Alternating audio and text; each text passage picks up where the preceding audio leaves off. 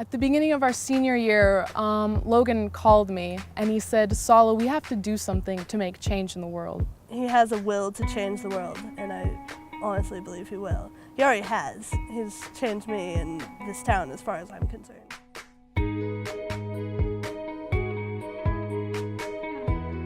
This idea, this love club. That name came from Sala and Logan. Both of them came up with that.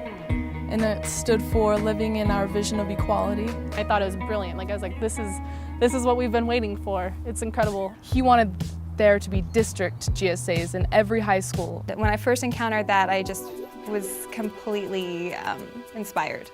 Because this was a bunch of teenagers who got together, came up with this, had a strategy, had a plan, had outreach materials, and they were ready to go. The requirements were to start a club were that you needed 10 signatures from your peers for your petition. We got about 60 signatures within one lunch period. I got more than 100 signatures for it. When we had petitions, like we wrote up a whole bunch of things to show the school there was support for what we were trying to do. I believe Tuacahn already had the Gay-Straight Alliance here, but all the other high schools were against them.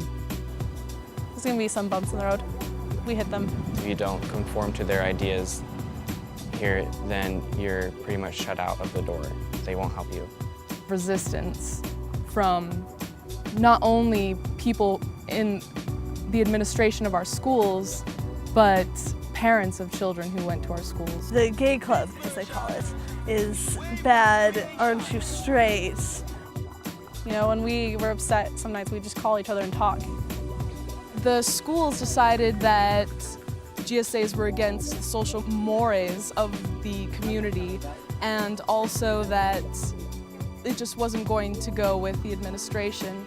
And so we decided to call the ACLU. I mean, when you have the big guns of the ACLU coming down, it's a huge weapon wielded by a bunch of teenagers.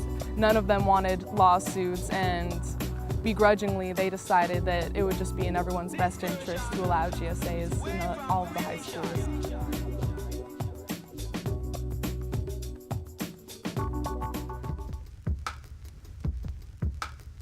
And he goes, "Mom, guess what?" And I'm like, "What?" He goes, "I've got the GSA," and I could just hear him, his excitement in his voice, and that made me cry because I was so proud. I called Logan and I was near tears, and I said, "Logan, did you hear?" And he says, "Yes, Sala," and I could hear it in his voice that he was already crying, and he's like, "Can you believe it? We worked an entire year for this, and we finally made it happen. We finally made change." Trying to make people more comfortable at school is a good thing, not a bad. A lot of kids, I think, need this club.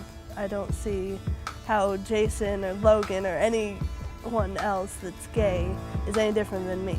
I thought I was the only lesbian in the world, you know?